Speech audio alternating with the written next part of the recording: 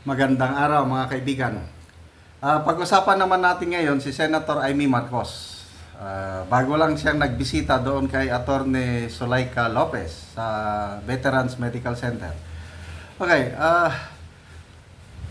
may mga bumabatikos ngayon kay Senator Amy, mga DDS fans.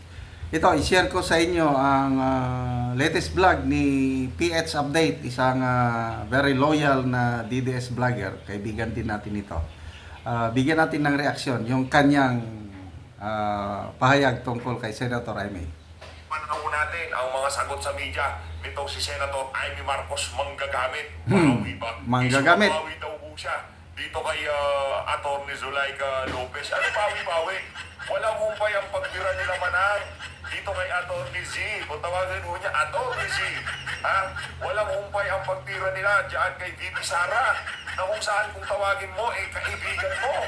Wala humpay. Ayaw kong tantanan ng pinsan mo at ng kapatid mong bangag. Yang si VP Sara. Tapos sasabihin mo, yan ang ba sinasabi natin, di ba? Noon tinalakay na atin yung pagbisita ng ali na to dito kay Attorney Zuleika Lopez, nagalit po tayo. Hindi ho niya kailangan bisitahin, hindi ho niya kailangan puntahan. Ang kailangan ho niya magsalita sa media at kundinahin ang mga kabangagan ng kanyang mga kamag-anak. Ito na ho, ang ating Senator Amy manggagamit. Umpisa na ho natin ito mga kababayan. Okay, ako naman, medyo naiipit sa dalawang bangka si Senator Amy. Nasa piligrong kalagayan siya. Naniniwala ko na turing niyang kaibigan si VP Sara. Ganon din si VP Sara. Tinuturing din niyang kaibigan si Senator Amy. Yan ang basa ko. Kaya lang ngayon, dahil ang bangayan is between kapatid at kaibigan, ay talagang maiipit si Senator Amy. Ang hirap yung kalagayan niya ngayon. Baka nananawagan itong si PH Update na magsalita siya at kundinahin ang ginagawa ni PBBM at Martin Romualdez laban kay VP Sara. I don't know kung gagawin ba yan ni Senator Amy. Mahirap ang kalagayan niya ngayon. Ang comment sa threat ni VP Sara sa kapatid ko. Wala muna akong comment. Pakikinig muna ako. Ano ba sinabi ni Bobo? Hindi ko narinig. Hindi raw niya. Ang papalagan daw niya, papalagan daw po ni Pangulo. Hindi daw dapat pinapalagpas yung mga ganun. But were you surprised? Hindi nga papakinggan ko na kaya. Ba't mo mapapakinggan? Senator Amy, nagtanong ka sa mga media. Ano bang sabi ni Bonge? Ano bang sabi ni Presidente? Sinabi na sa'yo, bakit ayaw mo mag-react? Ang hirap, di ba? Ang hirap, di ba? Yan ang sinasabi natin. Pagka yung mga tao gustong mamangka sa dalawang ilog. Gusto ko kasi nitong si Senator Amy, habang nasa tabi niya itong mga loyalista, katabi niya rin yung mga DDS. Hindi naman maaari yun, Senator Amy Marcos. Hindi pa rin ba nagsisink-in sa utak nyo na hindi nagagana yung mga pambubudol na ginagawa nyo na yan? Yung ginawa nyo noong 2022 presidential election, tigilan nyo na ho yan. Bumenta na ho yan noong 2022. Kumbaga sa isda, bilasada yan. Wala na hong bibili. Okay, going back noong 2022. Kung hindi dahil kay Senator Amy, wala sanang ngayon, walang ganitong gulo. Kasi ang naging tulay, bakit nabuo yung unit team?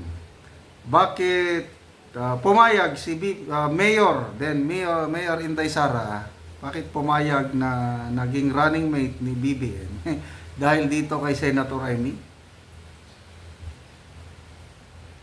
Sayang, maibalik lang sana natin ang panahon ba? Nakakapanghinayang. Kala natin magbubunga ng maganda yung unit team. Ako, buong buo ang aking pag-asa. Sabi ko, pag manalo itong unit team, nako, wow. Say after 2 or 3 years, dadami na ang investor sa bansa. Babalik na ang mga OFWs sa Pilipinas dito na magtrabaho kasi expected na lalago ang ating ekonomiya, maraming investors, ay wala. Kabaliktaran ang nangyari, lalong palubog tayo sa kahirapan. Roy, Ano willing kayo maging tulay? Willing kayo maging tulay din sa kanila, dalawa? Basahin ko muna. hindi siya willing maging tulay, kayo naman. Huwag yung pilitin ng ali, ayaw niyang maging tulay, be. Pabasahin niya muna. Hindi, what?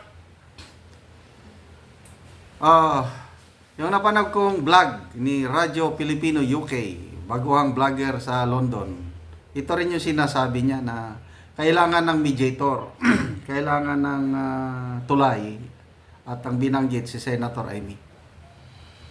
So ano sa tingin nyo, magiging epektibo bang tulay si Senator Amy para maayos pa ang sigalot between Marcos and Duterte? Kung ako ang iyong tatanungin, wala. Mahirapan siya. Kasi, yung hindi na siya, sa tingin ko lang basa ko lang ito, kay sa Pangulo, kapatid niya, okay sila sa tingin ko. Nandun yung relationship pa rin magkapatid. Ang problema, itong nakapalibot kay Pangulong Marcos, blina-block nila si Senator Amy, hindi makalapit-lapit. Kaya kahit anong gagawin ni Senator Amy na pag-ayusin, pag-bati, reconcile, wala na. So, I don't know kung meron pa bang ibang tao o grupo na makapag-silbing tulay. Kasi mas maganda sana kung maayos itong sigalot na ito eh. Ang kawawa, taong bayan. Ang ating ekonomiya maapektuhan, ang ating everything maapektuhan. Ito na, sikat na sa buong mundo itong sigalot sa politika sa Pilipinas, balitang-balita na. Ay di, ang mga mamumuhunan, mga foreign investors, lalong hindi magnenegosyo sa Pilipinas. Kasi nagkakaroon ng political instability. Lahat siyang tiwala sa inyo, kayo sa dyan sa mainstream media, baka ginuguntay nyo lang siya, baka ginajamming-jamming nyo lang siya, ikakalit Tatay Vince. Roy, Kung bumisita ka kay Bibi Sara, hindi. Pumunta lang ako sa Bebela. Sige na nag- ang kapal ng mukha mo, madam. Hindi ka lang makapal, napakasinungaling mo pa. La. Anak ng toka. Nagpunta lang daw sa veterans. O eto ho, pakita ko sa inyo itong mga kababayan. Unahin natin, Exhibit A. Your Honor, ano kung ibig sabihin yan?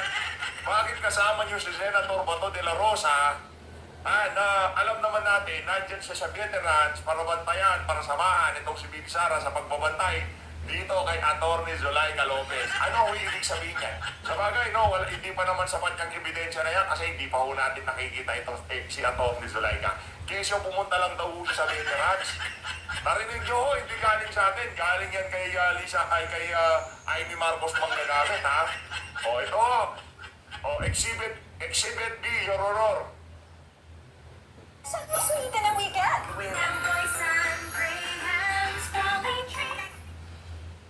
Basta ang alam ko, nagbisita si Senator Amy kay Atty. Zulaika.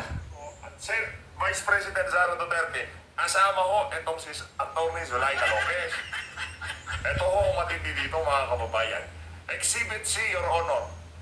Oh, ano ibig sabihin yan? Huwag ho kasi kayong magsinungaling, sabihin nyo na lang ho yung totoo.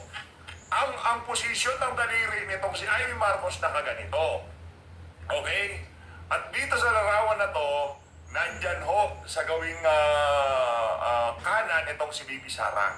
Hindi niya daw ho kinausap si Bibi Sara at hindi niya daw ho pinasyalan itong si Atty. Zulaika Lopez. O ngayon, sa mga simpleng bagay, hindi ka namin kayang pagkatiwalaan. Ngayon, sa susunod na eleksyon, mga kababayan, nasa sa inyo na ho kung anong gagawin nyo dyan sa ali na yan. Pero tayo ho dito sa PH Update, all the way, hindi na ho tayo susuporta ni isang Marcos sa mga susunod na panahon.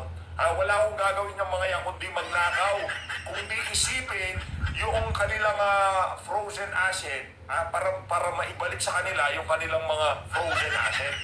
Nakaw na yaman, hindi natin alam. Basta yung mga frozen asset na yon, gusto ko nilang maibalik sa kanilang pamilya. Kaya naman, mga kababayan, kung ano man ang takbuhan na posisyon sa pamahalaan ng mga Marcos na yan, hindi ho yan para sa interes ng sambayanan. Yan o, lagi niyong ipasok sa mga utak nyo. At kung hindi pa ho kayo nakagawa nito, please lang, kailangan... Okay, so ano ang masasabi nyo kay Senator Amy? May pag-asa bang manalo ngayong next year na eleksyon? I-comment nyo ko no. Susuportahan nyo ba siya? Bubutuhan nyo ba? O inidoro na? Ako, later na lang ko mag-decide. Tinitimbang-timbang ko pa ang mga pros and cons.